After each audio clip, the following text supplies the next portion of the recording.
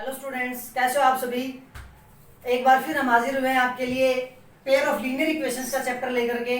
आज का जो हमारा जो क्वेश्चन है वो बहुत इंपॉर्टेंट क्वेश्चन है बेटा। एग्जाम के पॉइंट ऑफ व्यू से बहुत इंपॉर्टेंट क्वेश्चन, लगभग हर बार और हर एग्जामिनर का ये चॉइस होती है कि क्वेश्चन तो कम से कम एक क्वेश्चन तो पेपर के अंदर जरूर दे। तो आइए भाई, क्या करना है इस क्वेश्चन के अंदर। Ritu can row downstream 20 kilometre in 2 hours. कोई भी एक लड़की है Ritu can row downstream 20 km in 2 hours and upstream 4 km in 2 hours. Find her speed of rowing in still water and the speed of the current. तो बेटा देखो, यहाँ पे दो बातें आपके पास आई हैं। एक तो है आपका डाउनस्ट्रीम, एक आपका डाउनस्ट्रीम और एक है बेटा आपका अपस्ट्रीम। अब इनके बारे में आपको पढ़ना है कि ये क्या चीज होती है। तो थोड़ा सा हम बता देते हैं भाई, डाउनस्ट्रीम और अपस्ट्रीम क्या होता है। कई बार आपने अपनी डेली लाइफ में एक चीज देखी होगी कि कई बार आप किसी नदी के अंदर, नहर के अंदर जब आप नहाते हो तो वहां पे आपने देखा होगी नदी का भाव अगर इस टाइप से चल रहा है और आप उसी के अकॉर्डिंग चल रहे हो तो आप ऑटोमेटिक अपने आप की जो स्पीड है ना, तैरने की जो स्पीड है वो अपने आप बढ़ जाती है, अच्छे से तैर सकते हो आप। लेकिन अगर पानी का भाव इस साइड चल रहा है और आप इस साइड आ रहे हो तो उस दौरान आपको जो है पानी के अकॉर्डिंग जितना पानी चल रहा है उस पर आपको फोर्स ज्यादा लगाना पड़ेगा। मीन्स वहां पे आपको ज्यादा ताकत लगानी पड़ेगी इन कंपेरिजन जो आप पानी के साथ चल रहे थे। इसको छोड़ दो, और एग्जांपल ले लो। गर्मी के मौसम में लगभग हवा चलती रहती है। आप साइकिल जब चलाते हो तो जिस साइड से हवा आ रही है और आप जिस साइड जा रहे हो, अगर दोनों साइड एक ही है, मीन्स आप हवा भी इस साइड चल रही है और आपको भी इधर ही अगर जाना है तो आपकी स्पीड ऑटोमेटिक क्या हो जाती है, बढ़ जाती है।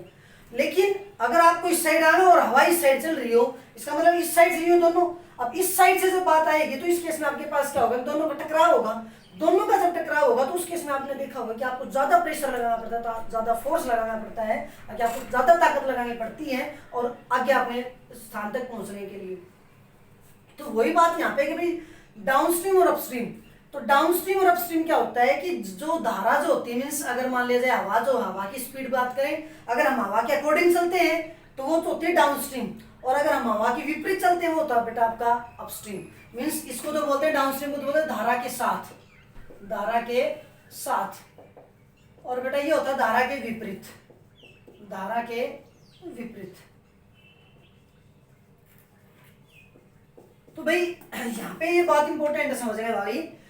अब यहाँ पे डाउनस्ट्रीम और अपस्ट्रीम की जब बात आई तो हमने आपको समझाया थोड़ा सा कि जब आप इस साइड से चल रहे हो और हवा अगर इस साइड से आएगी तो उस दौरान आपकी स्पीड और हवा की स्पीड में टकराव होगा, और जब स्पीड में जब टकराव होगा तो जो भी स्पीड ज्यादा होगी ना उसी साइड वो चली जाएगी। अगर आपकी स्पीड ज्यादा होगी तो आप आगे निकल जाओगे, और अगर हवा की स्पीड ज्यादा होगी तो आपको पीछे ले जाएगी। ठीक है। लेकिन अगर आप भी इस साइड जा रहे हो, हवा भी इस साइड अगर आ रही है तो आपकी स्पीड ऑटोमेटिक क्या हो जाती है, ज्यादा हो जाती है, बढ़ जाती है। तो भाई डाउनस्ट्रीम का मतलब ये हुआ कि ऑटोमेटिक आपकी जो स्पीड है ना वो अपने आप में क्या हो जाएगी, इंक्रीज हो जाएगी। भाई स्पीड क्या हो जाएगी, इंक्रीज। लेकिन अपस्ट्रीम के अंदर क्या होगी, स्पीड वो डिक्रीज हो जाएगी। स्पीड वो आपकी क्या हो जाएगी बेटा, डिक्रीज हो जाएगी भाई। ठीक है। तो यहाँ पे जो सबसे जरूरी जो बात है ना समझने वाली वो क्या होती है कि यहाँ पे बच्चे गलती करते हैं कि डाउनस्ट्रीम जो होता है उसमें तो ठीक है, अभी आप भी इधर चल रहे हो, हवा भी इधर चल रही है, तो कुछ आपकी स्पीड होगी और कुछ हवा की स्पीड होगी, दोनों की स्पीड हो जाती है, तो यहाँ पे तो स्पीड इंक्रीज होगी। इंक्रीज जब होगी तो सीधी सी बात है, मान लिया जाए अगर एक की स्पीड x है, दूसरे की स्पीड अगर y है, तो दोनों की स्पीड क्या हो जाती है, प्लस हो जाती है। किसके अंदर, डाउनस्ट्रीम के अंदर। लेकिन अपस्ट्रीम जो है ना आपका धारा के विपरीत, इसके अंदर आपका क्या होता है कि भाई जो स्पीड जो है वो कम होती है। स्पीड क्या होगी आपकी, कम होगी, क्योंकि आप इधर से जा रहे हो, हवा जो है वो इधर से आ रही है। तो धारा के विपरीत जब हमने बताया कि यहाँ पे तो ठीक है भाई, अपस्ट्रीम में तो सॉरी डाउनस्ट्रीम में तो दोनों का प्लस हो जाएगा। अपस्ट्रीम में आपको थोड़ा सा ध्यान रखना है कि अपस्ट्रीम में आप इधर जा रहे हो, हवा इधर आ रही है, तो बेटा यहाँ पे दोनों स्पीड का टकराव होगा। तो दोनों स्पीड का जब टकराव होगा ना तो भाई सीधी सी बात है, अपने आप ऑटोमेटिक स्पीड क्या हो जाती है, रिड्यूस हो जाती है, कम हो जाती है। तो स्पीड जब कम होगी ना तो एक बात बताओ, अपनी कॉमन सेंस की बात है, आप इधर जा रहे हो, हवा इधर आ रही है, तो आपकी स्पीड ज्यादा होगी या फिर हवा की स्पीड ज्यादा होगी, बताइए। यहाँ पर यही बात सोचने वाली है। कई बार बच्चे है ना क्या कर लेते हैं, बोले जी हम तो इधर जा रहे हैं, हवा इधर आ रही है, बोले जी हवा की तो स्पीड हमसे ज्यादा होती है, हम कैसे उससे ज्यादा स्पीड कर सकते हैं। भाई हवा की स्पीड ज्यादा होती है मान, लेकिन अपने से ज्यादा नहीं हो सकती, क्योंकि अगर मान लिया जाए अगर उसकी स्पीड अपने से ज्यादा और हम इधर जा रहे हैं, अगर वो स्पीड ज्यादा होगी तो उसको पीछे नहीं ले जाएगी, आप कैसे अपने स्थान पे कैसे पहुंचोगे जहाँ पे आपको पहुंचना है? वो तो हवाई पीछे धकेल ले जाएगी, आपको कहीं पे उड़ा ले जाएगी, फिर तो फायदा क्या होगा? तो बेटा कभी भी अपने माइंड में ये बात मत सोचना कि हवा की स्पीड ज्यादा होती है, हमेशा ज्यादा होती है, लेकिन अपने से ज्यादा नहीं होती जितना स्पीड से हम अपना साइकिल या जो बाइक जो चला रहे हैं। क्योंकि अगर अपनी स्पीड कम कर ली हमने तो हवा अपने को उठा के ले जाएगी और हम कहीं और ही पाएंगे, जाना कहीं और था और मिलेंगे कहीं और। तो यहाँ पे आपको हमेशा ध्यान रखना कि अपस्ट्रीम जो होगा ना, अपस्ट्रीम के अंदर हमेशा आपकी जो स्पीड जो वो डिक्रीज होगी, लेकिन डिक्रीज क्या होगा कि दो स्पीड का माइनस होगा। लेकिन भाई ये बात हमेशा ध्यान रखना कि भाई किस में से किसकी स्पीड माइनस होगी, तो सेल्फ में से, मीन्स हमारी जो स्पीड है ना उस स्पीड में से हवा की स्पीड लगा लो या फिर जो भी स्ट्रीम जो है उसकी स्पीड लगा लो, उसमें से वो स्पीड क्या करनी पड़ेगी, माइनस। मीन्स अगर मान लीजिए हमारी जो स्पीड है वो x है और स्ट्रीम की हवा की जो स्पीड अगर y है, तो अपस्ट्रीम के अंदर जो आपकी स्पीड आएगी बेटा वो क्या आएगी, x माइनस वाई हो जाएगी। क्या हो जाएगी बेटा, x माइनस वाई हो जाएगी। इस बात का आपको ध्यान रखना है। डाउनस्ट्रीम के अंदर स्पीड ऐड होती है, अपस्ट्रीम के अंदर स्पीड माइनस होती है, लेकिन इस बात का ध्यान रखना हमेशा अपने में से, अपनी स्पीड में से धारा की स्पीड या जो भी भाई हवा की जो स्पीड है वो आपकी क्या होगी, माइनस होगी। ठीक है, तो आइए हम क्वेश्चन को स्टार्ट करते हैं। भाई सॉल्यूशन आपका था अगर भाई let speed of rowing, speed of rowing in still water, still water के अंदर हमारी जो स्पीड है ना वो क्या बेटा, वो हमने मान ली भाई x किलोमीटर प्रति सॉरी इज इक्वल टू क्या हो जाएगा वो x किलोमीटर पर आवर।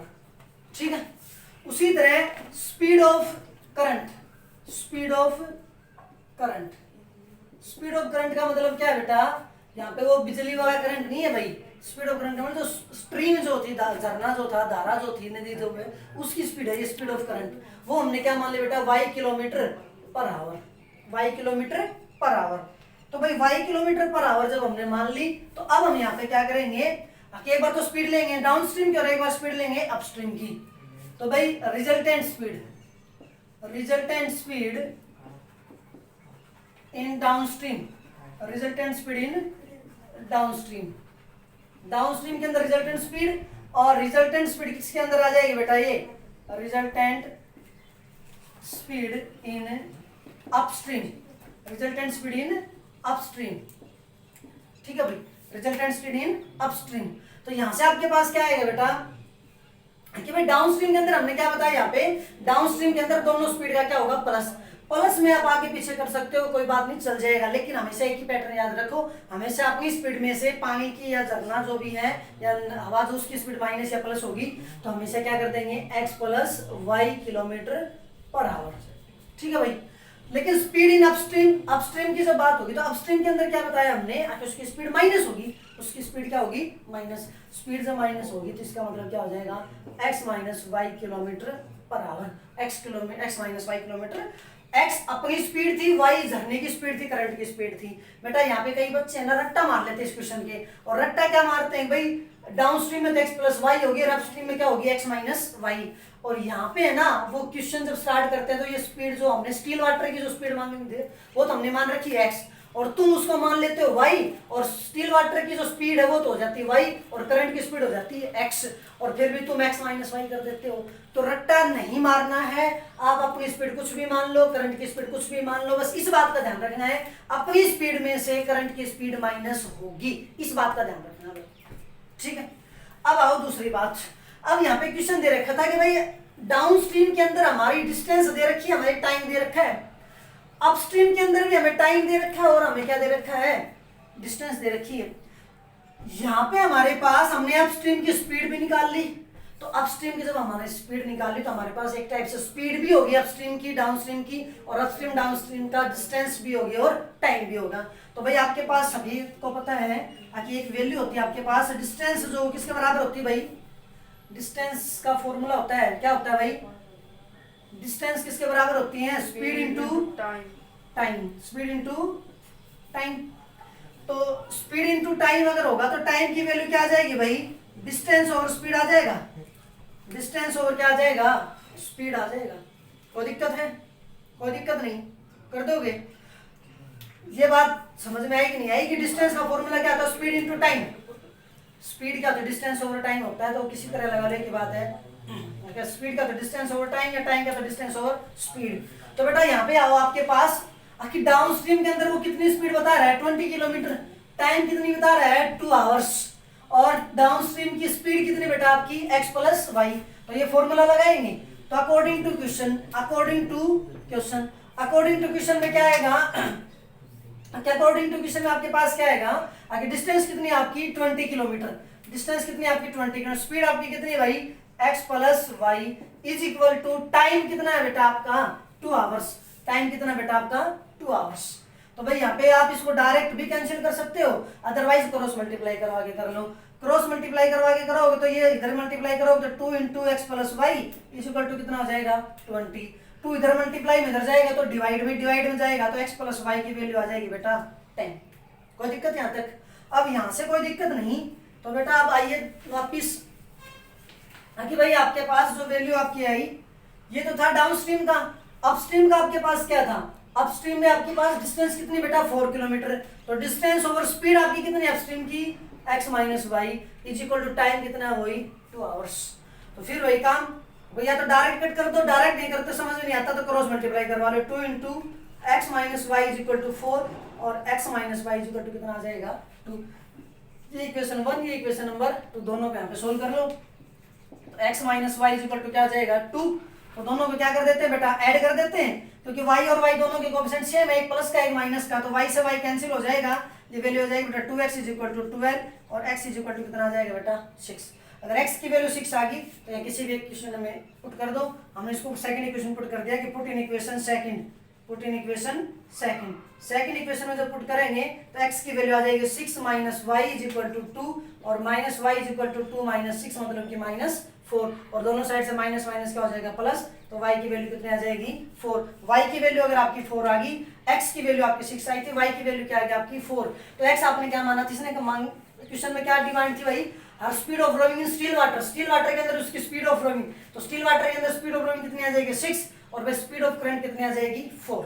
ठीक है भाई, कंप्लीट। अगला क्वेश्चन है भाई आपका, ये भी एग्जाम के लिए बहुत इंपॉर्टेंट क्वेश्चन है बेटा, ध्यान से समझना इसको। क्या कहता है कि 2 women and 5 men can together finish A work, embroidery work in 4 days। कोई भी एक काम है एम्ब्रॉयडरी वर्क, कोई भी लेडीज वर्क होता है कढ़ाई कुढ़ाई से रिलेटेड, उसके अंदर कहता है कि भाई 2 वोमेन और 5 मैन मिलके है ना किसी भी एक काम को, 2 तो वोमेन मिलके और 5 आदमी, मीन्स कुल मिलाकर के 7 कैंडिडेट हो गए जिसमें 2 वोमेन और 5 मैन है, मिलके वो किसी काम को कितने दिन में पूरा कर देते हैं बेटा 4 दिन में पूरा कर देते हैं। जबकि कहता है कि while 3 women and 6 men can finish it in 3 days, जबकि दूसरी जगह है 3 वोमेन और अगर 6 मैन अगर मिल जाए तब कहता है कि उस काम को कितने दिन में पूरा कर देंगे 3 days में पूरा कर देंगे। फिर कहता है कि find the time taken by the one woman alone to finish the work and also that taken by one woman alone. अब एक आदमी के द्वारा, अकेले एक आदमी के द्वारा वो काम कितने दिन में पूरा होगा और एक अकेले वोमेन के द्वारा वो काम कितने दिन में पूरा होगा, ये चीज आपको बतानी है, आपका क्वेश्चन है। तो भाई यहाँ पे अगर आप देखोगे तो यहाँ पे काम और समय, वर्क एंड टाइम का जब भी क्वेश्चन मिले, बहुत इंपॉर्टेंट क्वेश्चन है भाई ये, वर्क एंड टाइम के केस में हमेशा आपको एक बात का ध्यान रखना है बेटा, कि यहाँ पे कुछ ना कुछ आपको काम दिया गया होगा, उस काम में कितने भी व्यक्ति मिले होंगे और उन व्यक्तियों को मिलने से आपके पास वैल्यू क्या ही होगी, कि भाई जो भी काम होगा उस काम को या तो डेज में कंप्लीट कर रहा होगा या फिर वो आवर्स में कंप्लीट कर रहा होगा, या तो डेज में कंप्लीट करेगा या फिर आवर्स में कंप्लीट करेगा उस टाइम। तो भाई जब भी वर्क एंड टाइम का क्वेश्चन होगा तो हमेशा आपको जो कोई भी काम है ना वो या तो आवर्स में कंप्लीट होगा या फिर डेज में कंप्लीट होगा। वहां से आपको करना क्या है बेटा, एक बात बताओ, मैं ये कहूँ कि भाई हमारे पास एक काम था और काम ये था कि हमारे पास वो जो ईंट थी ना 100 ईंट है, ये 100 ब्रिक्स है भाई आपके पास, इन 100 ब्रिक्स को यहाँ से और यहाँ पहुँचाना है। तो इन 100 ब्रिक्स को यहाँ पहुँचाएंगे ना, तो 100 ब्रिक्स को जब यहाँ पहुँचाएंगे तो उस दौरान ये कहता है कि भाई ये काम कंप्लीट हो जाता है, मीन्स ये पूरा काम है कि 100 ब्रिक्स को यहाँ से यहाँ पहुँचा देंगे ना 100 ब्रिक्स को, तो वो अपना काम कंप्लीट हो जाएगा।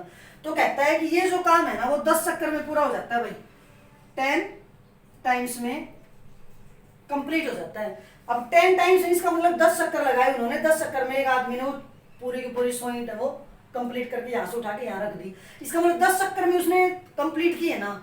अगर हम उसकी ये सोचे कि भाई एक चक्कर में कितनी ईंट लेके आया वो, तो एक चक्कर का मतलब क्या होगा, अगर काम क्या था आपका 100 ईंट्स थे ना, तो 100 ईंट्स को अगर हमने 10 से डिवाइड कर दिया, एक काम ये था, चक्कर कितने 10, तो ये वैल्यू आ गया आपके पास, कितना आ गया ये 10। इसका मतलब उसने एक चक्कर में कितनी ईंटें लेके आया भाई, वो आपकी 10 ईंटें लेके आया। आराम से बैठ जा, बदमाशी ना कर। 10 टाइम्स जो ईंट जो लेके गया था, उस केस में आपके पास वैल्यू क्या थी, अब ये जो ईंटें जो थी ना, ये ईंटें जो थी, उन ईंटों में से उन्हें 100 ब्रिक्स यहाँ पहुंचानी थी। ये आपके पास एक काम था, ये टोटल काम 10 चक्कर में पूरा हो गया था। अगर ये टोटल काम 10 चक्कर में पूरा हुआ, तो हमने बताया कि एक चक्कर में कितनी ईंट लेके गया, वो 10। अब एक चक्कर में 10 ईंट लेके गया, तो यहाँ से हमने उसका एक रिवॉल्यूशन का एक टाइप का हमने काम निकाल लिया कितना था। तो ऐसे ही आपको क्या करना है कि वर्क एंड टाइम में जो भी आपको काम दिया गया होगा, वो या तो डेज में कंप्लीट हो रहा होगा भाई, या तो किस में कंप्लीट हो रखा होगा, डेज में, या फिर किस में कंप्लीट हो रखा होगा, आवर्स में। अगर मान लिया जाए आपका काम डेज में कंप्लीट होता है, तो आपको वहां पे 1 डे वर्क निकालना भाई, 1 डे वर्क निकालना। अगर वो आवर्स में निकालना है तो 1 आवर का वर्क निकालना भाई, आपको ध्यान रहेगी बात। अगर आपका काम डेज में कंप्लीट होता है, तो उसको 1 डे का काम मीन्स एक दिन का काम निकालो। अगर आवर्स में कंप्लीट होता है, तो 1 आवर का काम निकालना है। उसके बाद आपका क्वेश्चन सोल्व हो जाएगा, कोई दिक्कत नहीं है, ठीक है। तो आइए अब हम अपने क्वेश्चंस को करते हैं भाई। अब जब हम आपके क्वेश्चंस को जब करेंगे, तो क्वेश्चंस के अंदर आपके पास क्या आएगा भाई, अगर भाई उसने पूछा था कि एक अकेली वोमेन उस काम को कितने दिन में पूरा कर देगी, अकेला मैन जो है वो कितने दिन में कर देगा। तो हमने लिखा भाई let solution, let 1 women can complete the work is equal to x days. क्यों माना डेज, क्योंकि यहाँ पे जो दोनों मिलकर काम कर रहे हैं ना, वो डेज में कर रहे हैं, इसलिए हमने उसका काम कितने दिन में मान लिया, x डेज में मान लिया। और 1 man can complete the work कितने दिन में भाई, y डेज में, कितने दिन में, y डेज में। अब हमने ये देखा कि अकेली वोमेन है, वो एक दिन टोटल काम कितने दिन में पूरा कर देती है, x दिन में, और एक आदमी जो वो कितने दिन में पूरा कर देता है, y डेज में। तो हम दोनों का एक दिन का काम निकाल लें। जब दोनों का एक दिन का काम निकालेंगे, तो 1 days 1 women's 1 day work, 1 day work. अब एक बात बताओ, एक जो वोमेन थी वो टोटल काम कितने दिन में पूरा कर रही है, x दिन में, तो उसका एक दिन का काम क्या होगा। अब भाई उसने क्या किया होगा, उस काम के ना x टुकड़े बना लिए होंगे, उस काम के कितने टुकड़े बना लिए होंगे, x पार्ट कर लिए होंगे, x दिन में पूरा हो रखा होगा, तो x पार्ट कर लिया होगा। इसका मतलब उसने एक दिन में तो एक पार्ट तो कंप्लीट करेगी, और एक पार्ट की वैल्यू बेटा कितनी होती है, 1/x। बात समझ में है कि नहीं। आगे भाई अगर वो x दिन में काम कर रहा मीन्स अगर वो 10 दिन में काम पूरा कर रहा था, तो 10 दिन में, इसका मतलब हमने उसके 10 पार्ट बना लिए भाई। 10 पार्ट बनाया तो एक पार्ट की वैल्यू कितनी हो जाएगी, 1/10 मीन्स 10 में से एक पार्ट। तो यही बात है कि x डेज में काम किया, तो उसने अपना जो काम था वो x दिन में बांट दिया, मीन्स x पार्ट में बांट दिया। तो x पार्ट में जब बांटा, तो एक पार्ट का काम कितना था बेटा, 1/x। तो एक दिन का काम कितना आ गया भाई, 1/x। उसी तरह 1 man's 1 day work, 1 day work कितना बेटा, 1/, भाई वो भी अपने काम को y दिन में बांट देगा, y हिस्सों में बांट देगा, और y हिस्सों में जब बांटेगा तो एक हिस्से में कितना वैल्यू आ जाएगी, 1/y वैल्यू आ जाएगी। कोई दिक्कत यहाँ तक? अगर कोई दिक्कत नहीं है तो अब आ जाइए। अब भाई आपके पास जो वैल्यू जो थी, ये हमने एक वोमेन का और एक मैन का हमने काम निकाली, एक दिन का, एक दिन में वो इतना काम कर सकता है। अगर वो एक दिन में इतना काम अगर वो कर सकता है, तब जाकर के आपके पास बात थी कि भाई यहाँ पे कितने बंदे हैं, 2 वोमेन है और 5 मैन है।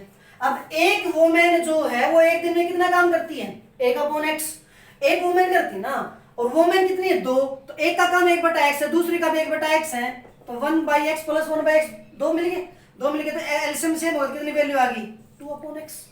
या यूं कह दे आगे, जब एक वोमेन एक दिन में 1/x कर रही, तो 2 वोमेन उसका डबल हो जाएगा, मीन्स उसको 2 से मल्टीप्लाई कर देंगे, तो कितना काम आ जाएगा बेटा, 2/x आ जाएगा। 2/x आगे 2 वोमेन का एक दिन का काम, 5 मैन थे स्टार्टिंग में, मैन का एक दिन का काम है 1/y है, 1/y है एक दिन का काम।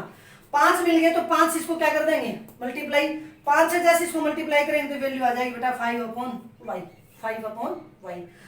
ये तो 2 वोमेन का एक दिन का काम है, ये 5 मैन का एक दिन का काम है। तो इस दौरान दोनों जब मिल जाते हैं, तो दोनों के मिलकर ये काम था, और दोनों ने मिलके, सॉरी भाई, दोनों ने मिलके वो जो काम था वो कितने दिन में पूरा कर दिया था? 4 दिन में। कितने दिन में पूरा कर दिया था? 4 दिन में। और ये दोनों का, 2 वोमेन का और 5 मैन का 1 दिन का काम है, और लेकिन ये काम को पूरा 4 दिन में करते हैं। 4 दिन में तो पूरा करते हैं, तो उसको कितने पार्ट में तोड़ लेंगे? 4 पार्ट में। तो 1 दिन का काम कितना हो जाएगा बेटा? उसका 1/4 हो जाएगा। इसका मतलब इनका जो टोटल काम था वो कितना आ गया? 1/4। 1/4। कुछ बात समझ में आई? देखिए तो भाई अकॉर्डिंग टू क्वेश्चन आपका क्या आ जाएगा? एक वोमेन का 1/x है, 2 वोमेन मिलती है तो 2/x हो जाएगा काम। फिर 5 मैन का, एक मैन का काम 1/y है, 5 मिल जाएंगे तो 5/y। ये इनका 1 दिन का काम, ये इनका 1 दिन का काम, ये टोटल काम आ गया 1 दिन का, इन सातों का मिलके।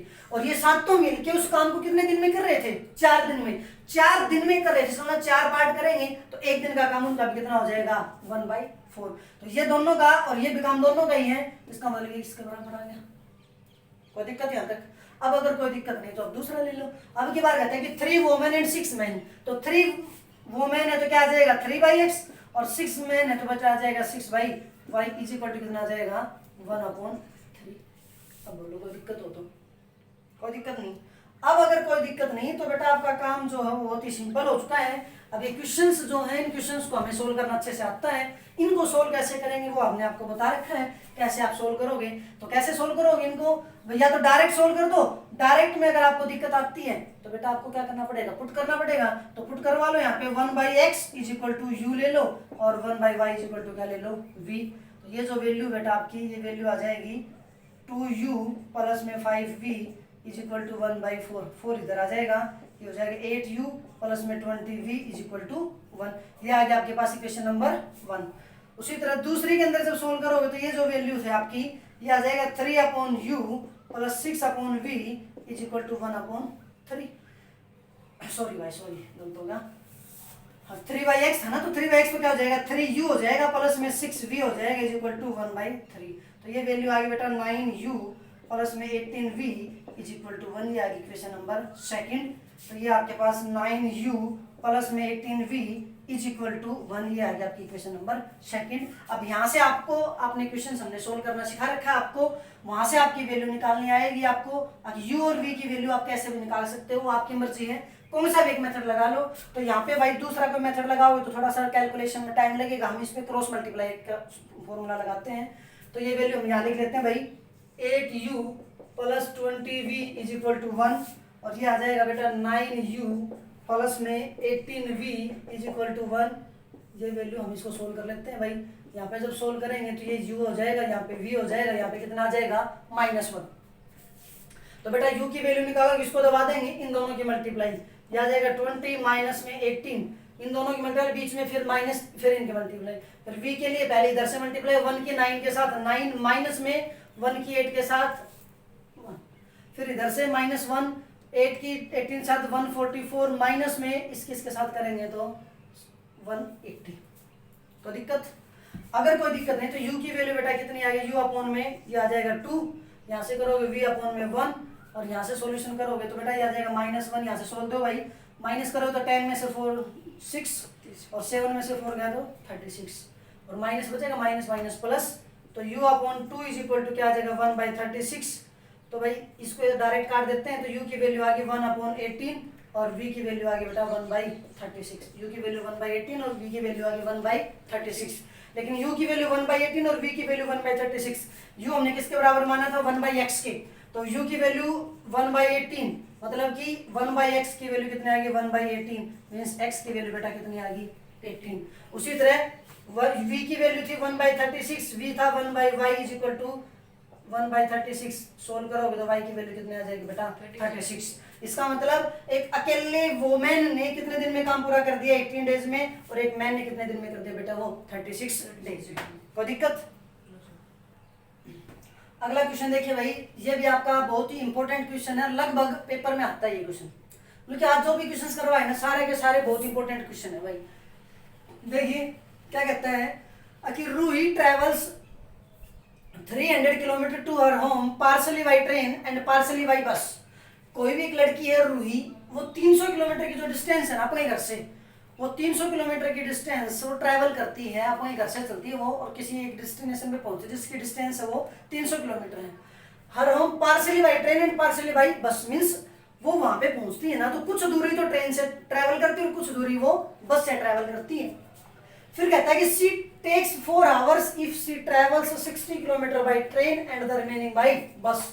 कहता है कि भाई अगर वो लड़की 4 घंटे का समय लेगी अगर वह ट्रेवल 60 किलोमीटर बाई ट्रेन, अगर वो 60 किलोमीटर तो जाए ट्रेन से, एंड द रिमेनिंग बाई बस, और बाकी जो दूरी बच गई ना वो किससे जाए, बस से जाए।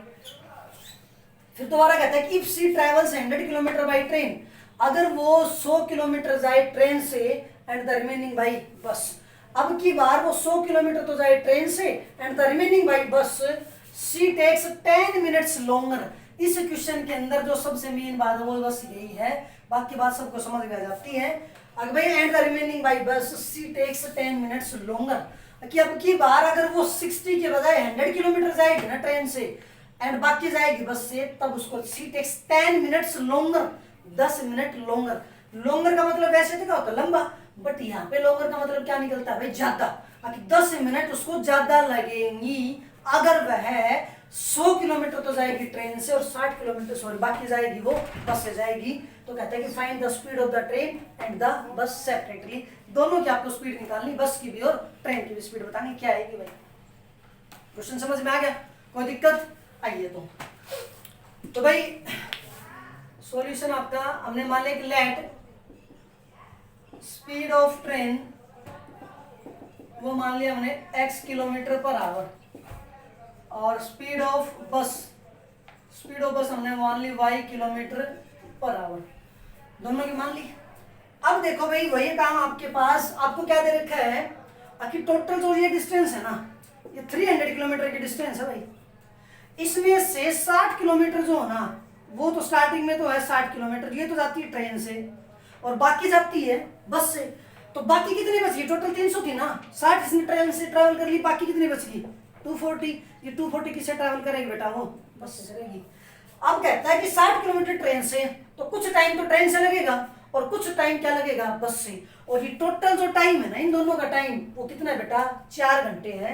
इनका जो टाइम जो आया वो कितना था बेटा, 4 घंटे, कितना था 4 घंटे 4 आवर्स, ठीक है।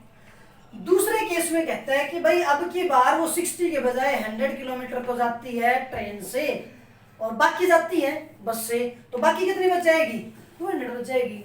अब की बार कहता है कि जो टाइम जो लगता है ना वो 10 मिनट्स लॉन्गर, तो 10 मिनट्स लॉन्गर का मतलब यहाँ पे क्या है कि 10 मिनट ज्यादा।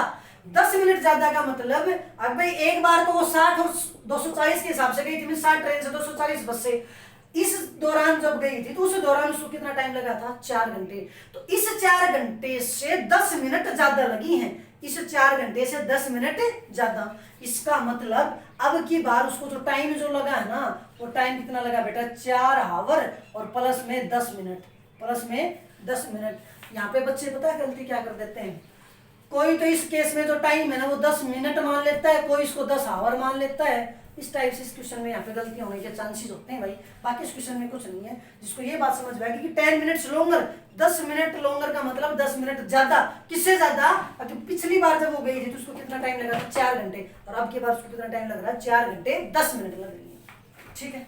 तो आइए भाई करते हैं क्वेश्चन।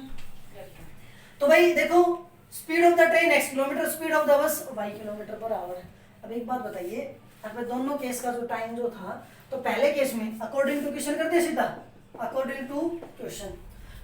देखो 60 किलोमीटर के डिस्टेंस ट्रेवल की है ट्रेन से, ट्रेन की स्पीड कितनी बेटा, x किलोमीटर। यहां से टाइम निकाल लेंगे, टाइम क्या था अभी हमने बताया था, distance over speed, distance over speed. तो भाई अकॉर्डिंग टू क्वेश्चन पहले केस में कितना आ जाएगा, 60 ओवर x प्लस में सेकंड कितना आ जाएगा, सॉरी 240 ओवर कितना आ जाएगा y इज इक्वल टू कितना आ गया भाई 4। बात समझ में आई कि नहीं?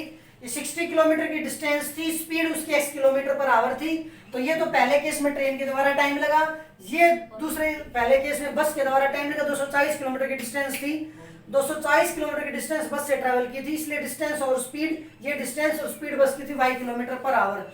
y किलोमीटर पर आवर अगर थी तो ये बस का टाइम, ये ट्रेन का टाइम, दोनों का कुल टाइम कितना था बेटा, 4 घंटे। ये तीनों की तीनों टाइम है बेटा 4 से भाग होती हैं, 4 से भाग होती है, इसलिए हम इसको 4 से डिवाइड कर देते हैं। 4 से जब डिवाइड करेंगे कंप्लीट तो ये आ जाएगा बेटा 15/x, ये आ जाएगा 60/y is equal to value आ जाएगी 1।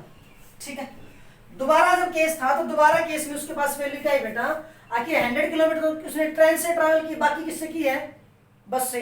तो 100 किलोमीटर ट्रेन से की तो ट्रेन का टाइम कितना आ गया 100/x, 100/x प्लस में अब की बार क्या बचेगा 200/y। कोई दिक्कत?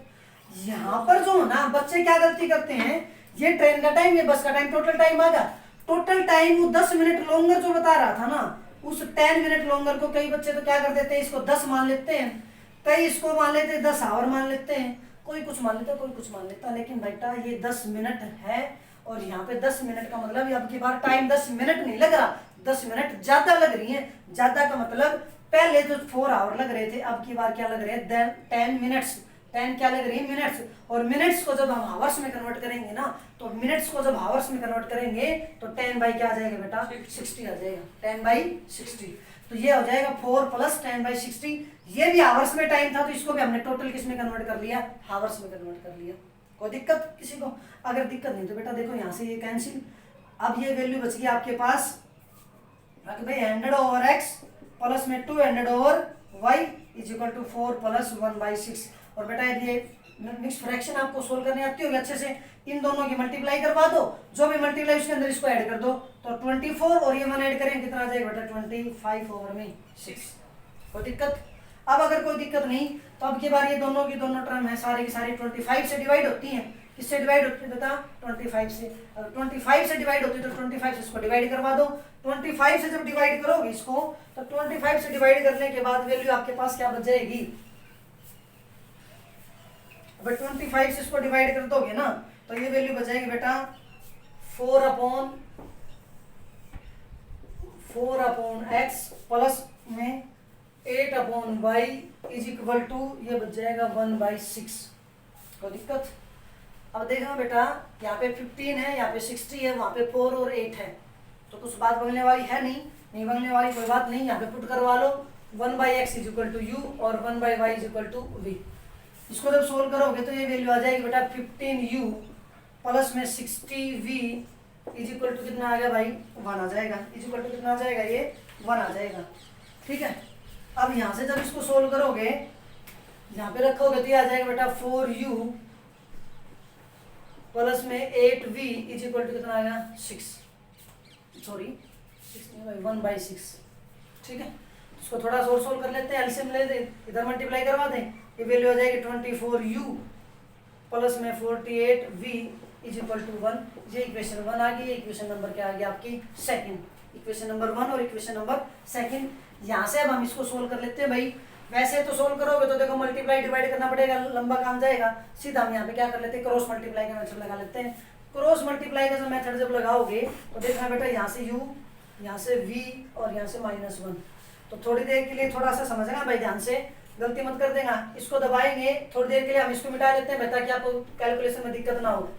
तो ये आ गया, इसकी इधर मल्टीप्लाई ये आ जाएगा बेटा 60 माइनस में इसकी इधर करेंगे तो 48, तो v आ जाएगी इसकी इधर 1 की 24 के साथ, 24 माइनस में 1 की 15 के साथ, और इधर जब करेंगे तो बेटा ये 15 की 48 के साथ, 15 की 48 के साथ मल्टीप्लाई करोगे तो बेटा ये आ जाएगा 15 8 120 और 15 चौके 60 और 12 72 माइनस इसके साथ करोगे 24 144।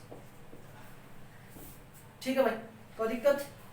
तो बेटा ये वैल्यू आ जाएगी u अपॉन में ये माइनस के 12 आ गया, सॉरी ये आ गया v/9 इज इक्वल टू ये -1 ओवर, इसको सोल्व करोगे 0, 4 में से 2 गया तो 2, ये 720 और ये माइनस क्या होगा बेटा प्लस। तो भाई u की जो वैल्यू है u upon 12 is equal to 1/72 720। तो ये 12 है इधर जाएगा मल्टीप्लाई में, इसको डायरेक्ट कैंसिल कर दें, डायरेक्ट कैंसिल करोगे तो ये आ जाएगा 60, तो u की वैल्यू आ गई बेटा 1/60। v को सोल्व करोगे तो v/9 इज इक्वल टू 1/720, तो v की वैल्यू आ जाएगी 1 ये आ जाएगा बेटा 80। v की वैल्यू कितनी आ जाएगी 1/80। v की वैल्यू 1/80, u की वैल्यू 1/60, लेकिन अपना क्वेश्चन u और v पे नहीं था, अपना क्वेश्चन x और y पे था।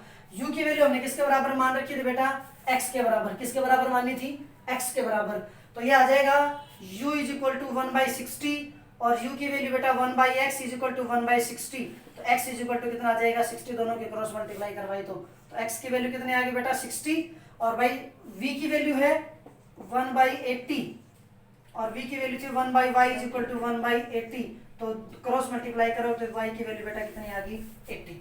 कोई दिक्कत यहाँ तक? अब अगर कोई दिक्कत नहीं तो x की वैल्यू 60 आ गई, y की वैल्यू 80 आ गई, तो उसने ट्रेन की स्पीड मांगी थी और बस की स्पीड मांगी थी। तो बेटा ट्रेन की स्पीड भी आपकी आ चुकी है, ट्रेन की स्पीड आपकी आ गई 60 किलोमीटर और भाई बस की स्पीड आ गई आपकी 80 किलोमीटर पर आवर। कोई दिक्कत यहाँ तक? तो बेटा आज की जो अपनी क्लास है वो यहीं पे फिनिश होती है। आज की जो अपनी क्लास है वो यहीं पे फिनिश होती है। बाकी जो है वो हम, तो भाई आज की जो अपनी क्लास है वो यहीं फिनिश होती है। बाकी जो है वो हम नेक्स्ट क्लास के अंदर पढ़ेंगे। तो यहाँ तक आपका जो थर्ड जो चैप्टर था pair of linear equation in two variables, वो आपका चैप्टर जो एनसीईआरटी के अकॉर्डिंग बिल्कुल कंप्लीट हो चुका है। अगर फिर भी आपको कोई डाउट रहता है तो बेटा कमेंट सेक्शन के अंदर जाके बता देना कि कोई भी क्वेश्चन रहता है आपका, तो हम आपको प्रोवाइड करवा दें, उसका सॉल्यूशन प्रोवाइड करवा देंगे। वो भी आपको किसी नेक्स्ट वीडियो के अंदर आपको समझा देंगे उसको भी। उसके बाद अगर आपको किसी को भी, सभी बच्चे जिसको भी हमारी वीडियो अच्छी लगती हो, अच्छी लगी हो, तो प्लीज़ लाइक ज़रूर करें, वीडियो को ज़्यादा से ज़्यादा शेयर करें अपने दोस्तों में, अपने फ्रेंड्स में, अपने परिवार में, जहाँ पर भी आप शेयर कर सकते हैं वहाँ पे उसको शेयर करें, और ज़्यादा से ज़्यादा इस चैनल को सब्सक्राइब करें। और भाई जो भी बेल आइकन, जो उस बेल आइकन को ज़रूर दबाएं ताकि सबसे पहले हमारी जो नई वीडियो जो आती है उसकी नोटिफिकेशन आपको मिल सके। तो धन्यवाद।